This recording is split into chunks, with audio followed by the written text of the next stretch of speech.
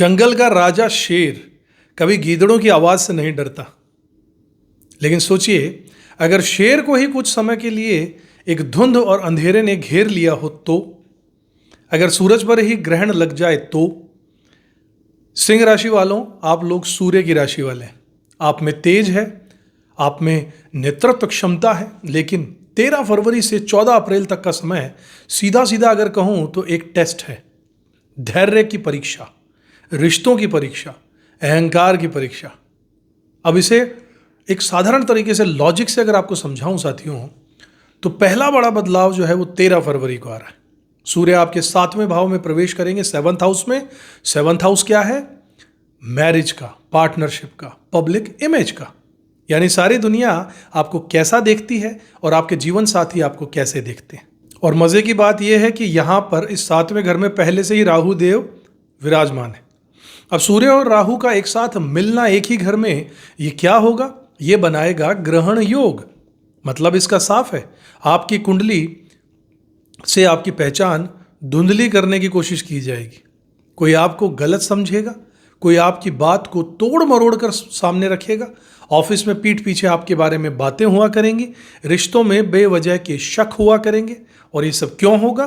क्योंकि राहु भ्रम पैदा करता है, और जब भ्रम सीधे आप पर ही लगे तो चोट जरूर पहुंचती है। 13 फरवरी से 23 फरवरी ये पहला फेज होगा साथियों। यहां सबसे बड़ा खतरा बाहर से नहीं, आपके खुद के रिएक्शन से होगा। आप अगर अपने गुस्से में अगर आपने जवाब दिया तो बात बढ़ेगी। अगर आपने अहंकार दिखाया तो रिश्ते टूटने की नौबत तक आ सकती है। दूसरा झटका क्या होगा? 23 फरवरी को मंगल भी वहीं पर 7वें घर में आ जाएंगे। अब राहु और मंगल और सूर्य तीनों मिलेंगे, अंगारक योग बनेगा। इसे हल्के में बिल्कुल मत लीजिएगा। ये योग 7वें भाव में, मतलब explosive energy in the relationships. पति पत्नी के बीच में भयंकर टकराव, बिजनेस पार्टनर के साथ में झगड़ा, लीगल नोटिस तक की नौबत आएगी। और यहां पर एक और बड़ी बात, बुध भी वहीं पर फंस चुके हैं इनके बीच में। सिंह राशि के लिए बुध धन और लाभ का स्वामी होता है, मतलब पैसा, बैंक बैलेंस, इनकम, सबका स्वामी। जब धन का स्वामी राहु और मंगल के बीच में पिस जाए, फंस जाए, तो क्या बनेगा? फाइनेंशियल ट्रैप बनेगा साथियों। अगला फेज होगा 23 फरवरी से लेकर 2 मार्च के बीच में। यहां पर कोई आपको डबल पैसा स्कीम जरूर देने आएगा। कोई कहेगा अभी इन्वेस्ट करो, कोई पार्टनरशिप का आपको जरूर ऑफर लेकर आएगा। मैं साफ तरीके से कह दूं साथियों, बिना पढ़े साइन मत करना। इमोशंस में, भावनाओं में बहकर पैसा मत लगाना। और अब आप सोच रहे होंगे कि क्या पूरा समय ऐसे ही खराब जाएगा? बिल्कुल नहीं, यहां पर खेल पलटेगा। आपके 11वें घर में यानी 11th हाउस में गुरुदेव बैठे हैं, बृहस्पति देव, जो कि लाभ स्थान है। और गुरु की सीधी दृष्टि आपके 7वें भाव पर भी पड़ रही है। इसका मतलब क्या है? इसका मतलब साफ है कि आग लगेगी, लेकिन कोई ना कोई पानी जरूर डाल देगा। यहां पर रिश्ते टूटने की कगार पर आ जाएंगे। कोई बुजुर्ग बीच में आकर बचा सकते हैं, घर के बड़े लोग बचा सकते हैं। बिजनेस में घाटा दिखेगा, अचानक से कोई नया मौका और ऑफर मिलने से घाटा कवर भी हो जाएगा। यह समय गिराने का नहीं साथियों, निखारने के लिए आपको आया। अब इसके बाद तीसरा चरण आएगा, जो कि होगा 2 मार्च से लेकर 15 मार्च का समय। इस वक्त शुक्र आपके अष्टम भाव में आ जाएंगे, और शुक्र वहां पर उच्च के होकर अष्टम भाव में आपके लिए पॉजिटिवली काम करेंगे। यहां पर अष्टम भाव क्या है? अचानक से होने वाले घटनाएं जीवन में, सडन इवेंट्स, हिडन मैटर्स, सारे छुपे हुए राज की चीज़ें, इंसान के पूरी तरीके से जीवन में बदलाव आ जाना, यानी उसका ट्रांसफॉर्मेशन हो जाना। यहाँ करियर में अचानक से बदलाव संभव है साथियों। हिडन प्रोजेक्ट्स आपको मिल सकते हैं, सीक्रेट असाइनमेंट्स आपको मिल सकते हैं, रिसर्च टाइप का कोई काम भी आपको मिल सकता है। लेकिन सावधान रहिएगा, क्योंकि 8वां घर यानी अष्टम भाव बदनामी का घर भी होता है।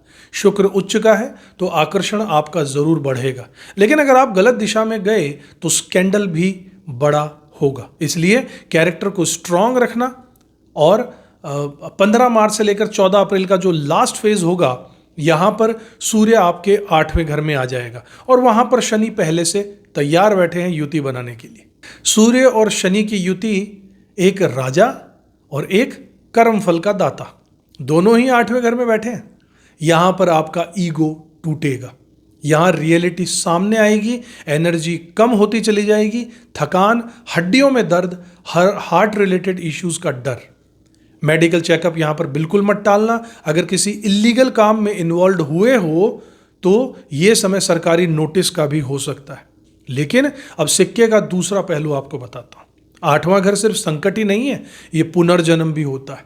यह राशि स्वामी अष्टम, जब इस अष्टम भाव में इस राशि का स्वामी जाता है तो सिक्स सेंस जाग उठता है। आपको पहले से आभास हो जाएगा कौन आपका है, कौन पराया है। इनर ट्रांसफॉर्मेशन आपका होगा, अंदर से पूरे तरीके से आप इंसान के रूप में बदल जाएंगे। आप चुप रहेंगे, आप ऑब्जर्व करेंगे बहुत बारीकी से, और यही आपको असली ताकत आपकी निकल जाएगी। 2 अप्रैल के बाद मंगल वहां से हटेंगे और रिश्तों में राहत मिलना शुरू हो जाएगी। 14 अप्रैल को सूर्य मेष में उच्च के जब हो जाएंगे, तब जो आज आपको दबा रहा है वही कल आपकी ताकत बन जाएगा। साथियों, अब उपायों की बात करता हूं। सीधे और प्रैक्टिकल उपाय हैं। पहला उपाय कीजिएगा कि रोज सूर्य उगने से पहले उठिए, तांबे के लोटे में जल भरिए और जल में लाल फूल, रौली और थोड़े काले तिल डालिएगा। ये सूर्य और शनि दोनों को संतुलित करेंगे। इससे सूर्य देव को अर्घ दीजिएगा। दूसरा उपाय, हर गुरुवार को भीगे हुए चने और गुड़ गाय को जरूर खिलाइए, क्योंकि गुरु ही इस समय आपके प्रोटेक्टर हैं साथियों। तीसरा उपाय, मंगलवार को बजरंग बाण का पाठ कीजिएगा, क्योंकि ये एक अंगारक योग यहां पर बन रहा है। एनर्जी को सही दिशा मिलनी ही चाहिए। और सबसे बड़ा उपाय क्या करना है, रिएक्शन पे कंट्रोल करना है, यानी जल्दी से रिएक्शन नहीं करना है, ओवर रिएक्ट नहीं करना है। याद रखिएगा साथियों, आप शेर हैं। शेर हर आवाज पर दहाड़ता नहीं है, वो सही समय का इंतजार करता है और सही समय पर ही वार करता है। ये 60 दिन आपको तपाने आ रहे हैं, लेकिन 14 अप्रैल के बाद में आप पहले से ज्यादा चमक उठेंगे। सिंह राशि वालों, संकट बड़ा है, लेकिन आपका आत्मबल उससे भी बड़ा है। धैर्य रखिएगा, गुस्से को पचा जाइएगा, पैसा बचाइएगा, रिश्तों को समय दीजिएगा और भरोसा रखिएगा। राजा अस्थायी तौर पर घिर जरूर सकता है, शत्रुओं से हारता नहीं है। अगर आपको ये विश्लेषण गहराई से अच्छा और सच्चा लगा हो, सीधा आपके दिल तक पहुंचा हो, तो इस वीडियो को लाइक कीजिएगा, शेयर कीजिएगा और कमेंट में अपनी प्रतिक्रिया जरूर दीजिएगा। चैनल से जुड़िएगा। नए हैं या पुराने हैं, चैनल को अगर अब तक सब्सक्राइब नहीं किया तो जरूर कर लीजिएगा। बेल आइकन प्रेस कर दीजिएगा। साथियों, मिलूंगा आपसे अगले वीडियो में। तब तक खुश रहिएगा, अपना कर्म करते रहिएगा, सावधान रहिएगा, सशक्त रहिएगा और अपनी शान मत भूलिएगा कि आप शेर हैं। जय श्री राम।